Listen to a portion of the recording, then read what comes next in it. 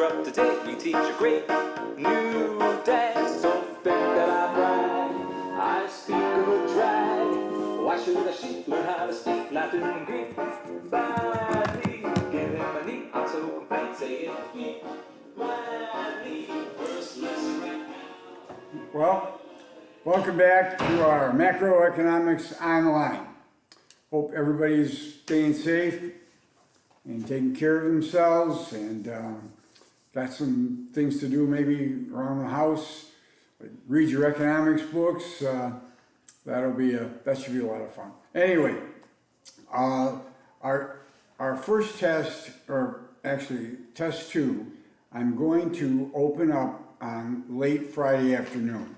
It's going to be 5 essays. Now, the test will open late Friday afternoon, and it will remain open till Sunday at midnight. That doesn't mean you have all that time to be taking the test. It means you can open it and start taking it. Once you click on to start taking the test, you're going to have an hour and 40 minutes. That should give you plenty of time to answer all 5 questions. After that hour and 40 minutes is up, though, it'll shut and you'll be finished. You can pause it, but the clock will keep running. So if you pause it for 20 minutes or so, you've lost that 20 minutes, and then you can come back. So make sure you're ready to take the test. It'll be up late Friday, and then you can take it all the way through Sunday evening. Okay? And like I said, there's 5 essay questions. Inflation or price level changes are definitely going to be one of them. Okay? And that's what we're going to be talking about today. Price level. Now, price levels can go up and price levels can go down. All right? Most of the time, you and I are familiar with the price level, the overall price level rising. Well, when the overall price level goes up, we call that what? Well, we call that inflation. All right? President Ronald Reagan called inflation too many dollars chasing too few goods. And actually, when you think of it, that's not a bad way to define it. Because that basically is what's happening. Deflation, on the other hand, is the overall lowering of the price level. Okay? Governments try to fight both of those, and they both present problems to the federal government, which we'll be talking about the ways that the government tries to address inflation and deflation later on in the semester when we start talking about aggregates. But for now, just remember that inflation is the overall rise in the price level. Hyperinflation is when inflation gets totally out of control, like what happened in Zimbabwe. I think in your textbook, what was it? So it was so high per month, it was just unbelievable. I think it was running something like 80 billion% per month. I mean, that's so high we can't even imagine it. I have a $100 trillion Zimbabwe note. Hopefully I'll be able to show it to you at the next class. But what's the difference? When it's running like that, money literally becomes useless. We saw hyperinflation in Germany in the 1920s. Germany was stuck with the war reparations from World War I. And quite frankly, there was no way that the German economy could pay for it. So what did they do? They resorted to the printing press. They just started printing more Deutschmarks. And boy, did they ever print them. They printed them and printed them. Now, that might be okay in the short term, but it's a killer for your economy. It destroyed it destroyed the savings of the middle class. And some economists argue that was definitely one of the reasons for the rise of Adolf Hitler. But anyway, getting back to our chapter. Now, deflation is the overall lowering of the price level. Governments are also afraid of deflation. Why? Because you think, well, why? The prices are going down. Well, when the overall price level is going down, what happens? Your money doesn't become worth less. The purchasing power doesn't decrease. The purchasing power of your money increases with deflation.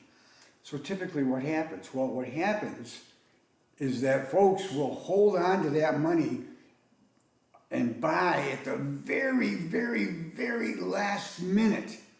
Their spending will in effect is going to be cut down because they're hanging on to the money because it's appreciating. And that's exactly what happened in the Great Depression. We had deflation. So on top of all the other problems, no jobs, as John Maynard Keynes would say, lack of aggregate demand, we had deflation and people were hanging on to their dollars for dear life. All right? So how do we measure? How do we know what we're doing, what's going on from year to year? Well, there's something called the Consumer Price Index. Now, Consumer Price Index, what it does, it takes what they call a market basket of goods. Typically, it's a market basket of goods and services that a typical family of four living in a medium-sized city would buy in 1 year's time. That's I believe, the strict definition of it. In general, though, it's what folks would buy in 1 year. It includes housing, naturally, food, clothing, transportation, and all the goods in this market basket. They try to keep them the same every year, from year to year to year, and then they just price it out to see how the prices have changed. So, for instance, if, let's say in 2017, we'll work up a certain price, and since 2017 will be our base year, we'll say, okay, that's 100. And now let's see what the same amount of goods and services, how much it's going to cost us in 2019. And if it costs 110, well, you know where your inflation has been. Now, the Consumer Price Index, they use as a base year 1982, 1984, okay? And it's a widely used tool.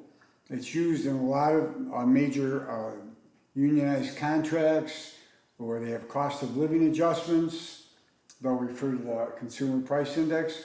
And even it affects your grandparents, maybe your parents, but certainly your grandparents who are collecting Social Security, because Social Security will be adjusted according to the Consumer Price Index.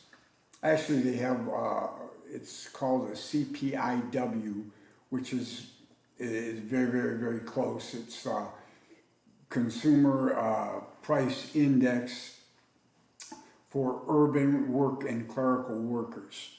But that's what they use to adjust Social Security with. Now, it's not a tremendous amount.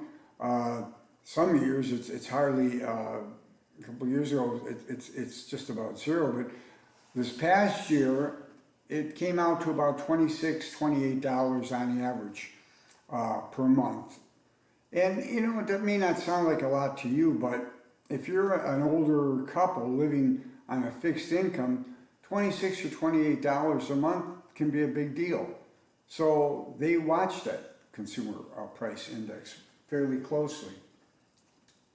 So how do we get this price index? Well, I've kind of laid it out for you. What you do is you take what your market basket costs this year, or whatever year we're talking about, and you divide it by what your market basket costs in your base year. Doesn't have to be 1982-84. it could be, like I said, it could be the year 2017. And then we multiply it by 100, okay? Again, as I told you, there wasn't going to be a lot of math in our course, but just to have a working knowledge of it is a good thing. Now, the inflation rate, to find out the inflation rate, we just say, well, what was the price level in, let's say, the year 2019? And we subtract the price level, if we want to go back 2 years, 2017, subtract that price level, divide it by the price level of 2017, and multiply it by 100, okay? A lot of folks, and I know in your textbook, they argue, oh, CPI overstates, CPI understates inflation. The arguments go back and forth.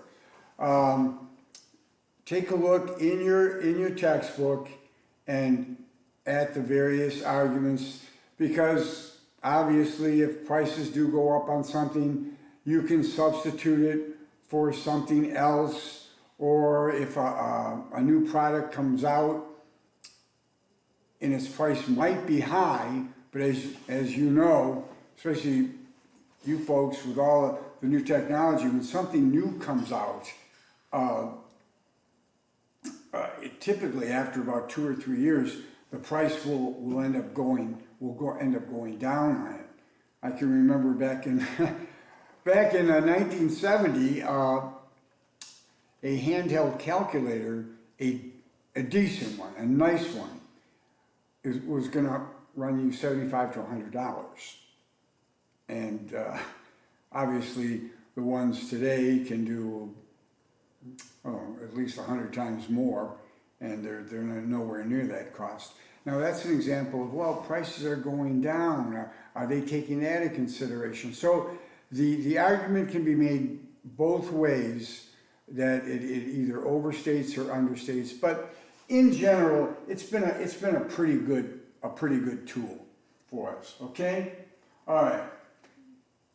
And having the CPI updated every month does make it a more accurate tool. Okay, now in our it was interesting in our textbook, they talk about, hey, you know, what was a better deal, Coke, glass of Coke in 1942, and when they pulled out the inflation and everything else, it would have been 73 cents today, but now it's 63 cents. So Coca-Cola is a good deal, a McDonald's hamburger is a good deal, Oreos are really a good deal. They're a lot cheaper than they were in 1922.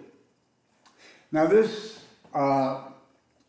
example of a Chevy Impala and a television doesn't come in, I don't know why they didn't put it in this chapter, but we talk more on the benefits of growth in some chapters to come. But I thought it was kind of interesting because I can remember a 1960 Chevy Impala. It was a big vehicle. But did it have a lot of options? No. Did it have power steering? No, that was a big option. Air conditioning, you could get it, but that was a huge option. Power brakes, no. And things like didn't have airbags for sure, or all the other safety equipment. You couldn't even get those. And what did it cost? Well, back in 1960, a Chevy Impala ran about $2,600. All right.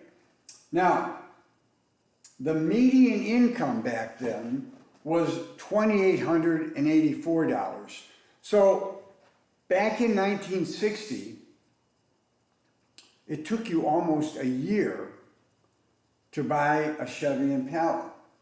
Now, they compare it to buying a Toyota Camry, which is coming up at around almost $2,700. Okay, so the Toyota Camry, it's got power windows, power steering, power brakes. Matter of fact, 1960 with no power steering. That's why my sisters never learned how to parallel park, because if you ever tried to drive a large vehicle that doesn't have any power steering, when it's at a full stop, when it's not moving forward or back, when it's at a full stop, try turning the wheel on a large vehicle without power steering. It's really, really, really tough. Anyway, the new car, it's got all the options, much, much more in terms of safety, and it's around $27,000. But the median income is around $55,000. So what's happened? Well, here's an example of actually this item. It's a better buy now, and it doesn't take you a whole year to purchase it. It takes you about half a year of your income. So there are things that do go up. There are things that have come down because of technology. It's just something we just have to take a look at.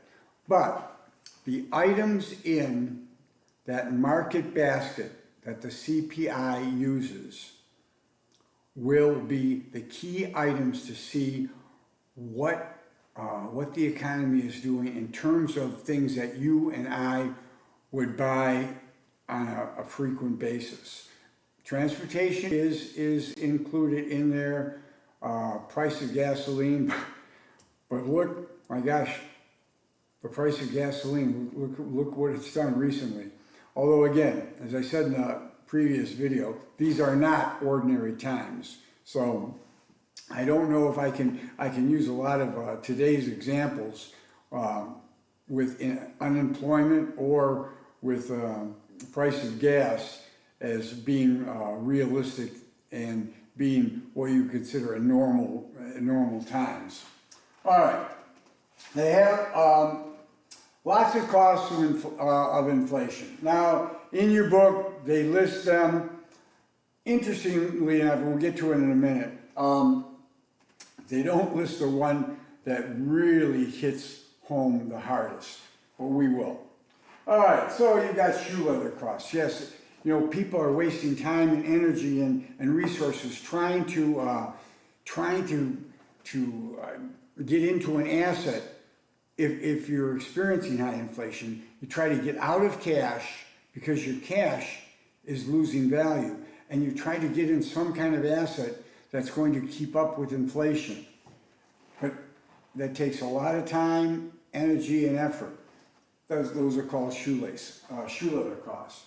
Money illusion. Well, we had a couple of great test questions lined up. Charlie Brown, he's getting a 3% pay raise, and he's really, really happy. But the inflation rate is 5%. And so Linus tells him, hey, you big dummy, you're not doing well. That's a money illusion. You don't realize what the inflation rate is. You get an increase and you think, wow, we're doing pretty well. It's a good thing. No, it doesn't necessarily mean it's a good thing. Okay.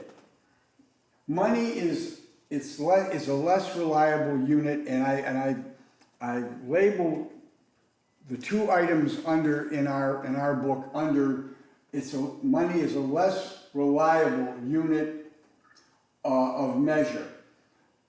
The two were this uncertainty about future prices. So both unions going in to negotiate a contract, or even management, if they don't have a good handle on what the pricing is going to be doing in the coming years, it's scary. It can be very scary. You're going to try to err on the side to protect your company or protect the people you represent. So it can be very difficult. It can make union negotiations very difficult.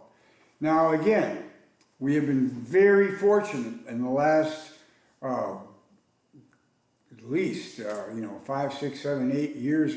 The inflation has been very, very, very low. If you went back to the 1979 1980, when inflation was just, roaring through the economy, it's difficult. It's also difficult for a bank. And believe me, banks have huge departments of economists trying to figure out when the bank is going to give you a loan, not give you, but offer you a loan. They build in an inflation factor, but it's difficult for a bank as well. So that's uncertainty about future prices. Then what is called price confusion. Well, as we talked about, you're the supplier, and gee whiz, you see the price going up on the item you're making. Well, does that mean that, what's happened, the demand has been shifting or moving up, causing the price to go up? If you think that, you're going to start ordering more inputs, more resources to up your production. But if it's just an illusion, a bubble, an inflationary bubble, you may be spending a lot of your money on resources and building product that it's not that the people want them, it's just that the price has increased because of inflation, okay? Wealth redistribution, that's probably one of the key aspects of it.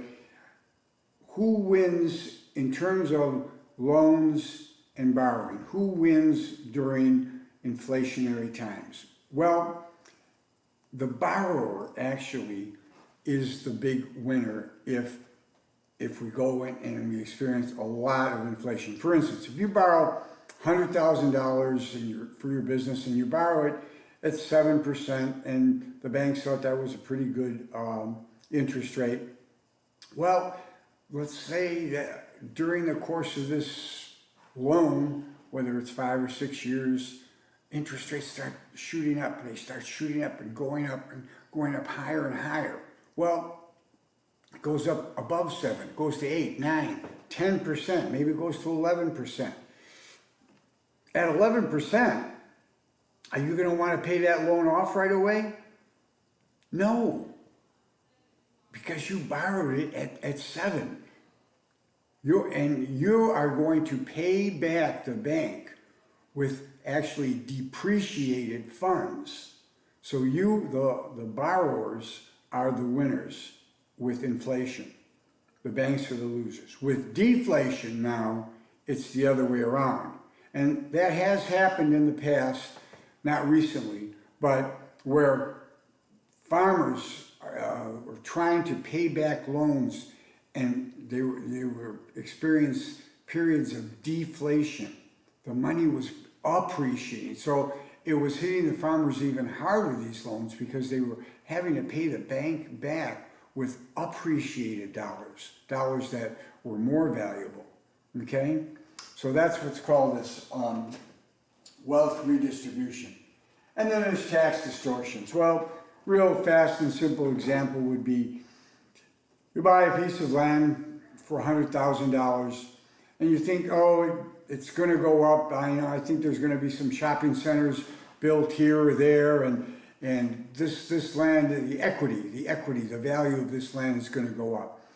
And you sit on it for a year, but nothing really happens except that we're experiencing about a 10% rise in the inflation rate.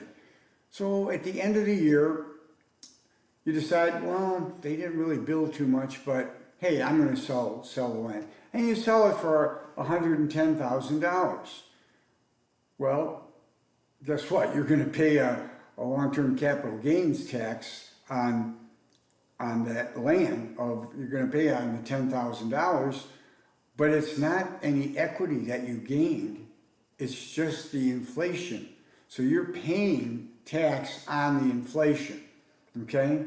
So that's what is known as a tax distortion.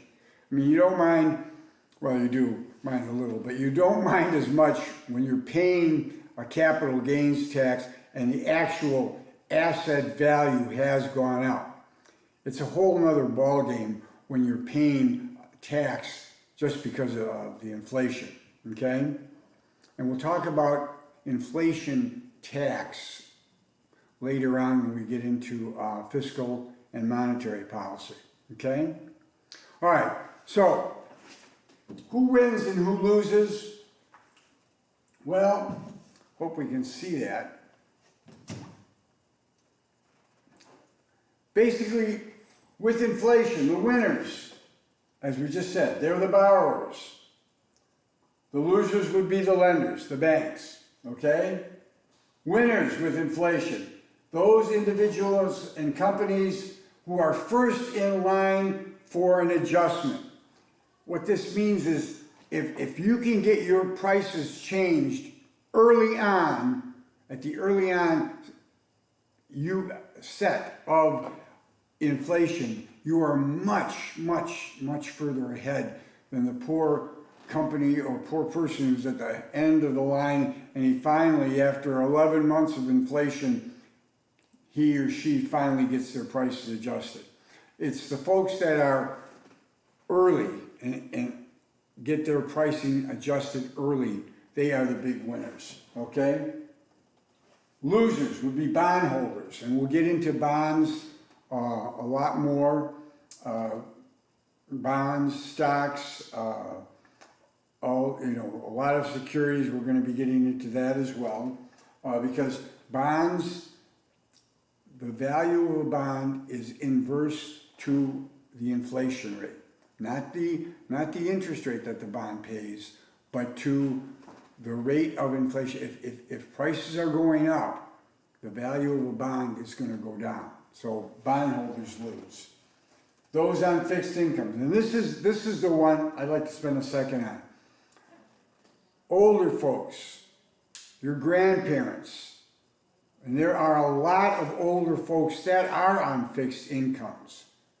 This is one of the reasons why we really need to keep inflation under control. We don't want to have any old couples having to decide whether, they're going to, have a meal or they're going to turn the heat on in their apartment. And unfortunately, that could be, or that is the case sometimes, but with high inflation, it's definitely going to be the case. You're going to see a lot more folks like that.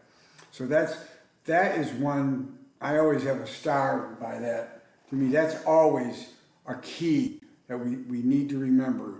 We need to keep inflation down for those folks. And quite frankly, someday, God willing, you'll be those folks. All right, who else is a winner? Well, individuals and firms with inflation-adjusted clauses. Now, when we had our companies, we sometimes we did, and sometimes we did not.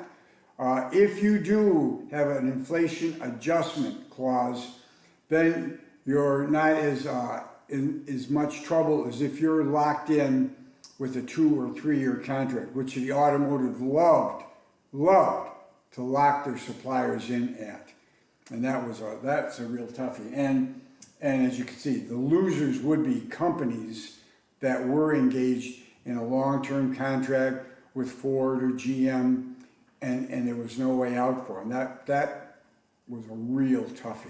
Okay, so those are the winners and the losers. Now you say, well, what the heck causes this inflation? I mean, is it just appear out of thin air? Well, there's been a lot of debate about that. Some folks would say, oh, it's the unions. Some people would say, no, it's management's fault. It's cost push because all these expensive contracts are pushing their costs up, or it's just a demand pull, a huge demand in the economy for items. We are over consuming, so we are demanding too much, and that's a demand pull.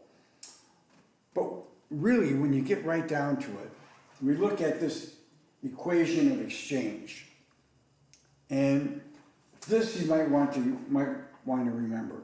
It's an equation of exchange. It says that the money supply, M, times the velocity of the money, meaning how many times the money will turn over in a year.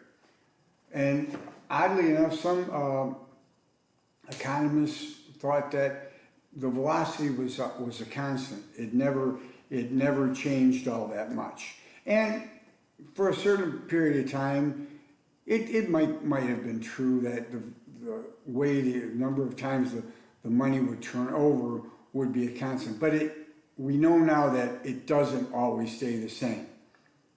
With my 9 children, I can guarantee you that the velocity of the money does not stay the same. In fact, the velocity of the money starts to approach the speed of light.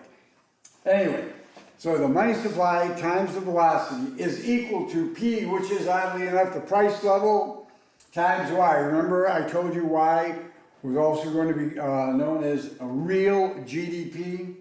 So when we look at this, let's just leave the velocity of money out.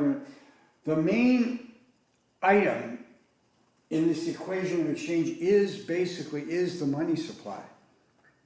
And going back to President Reagan, it's too many dollars chasing too few goods. Your dollars are up here, your spending is up here.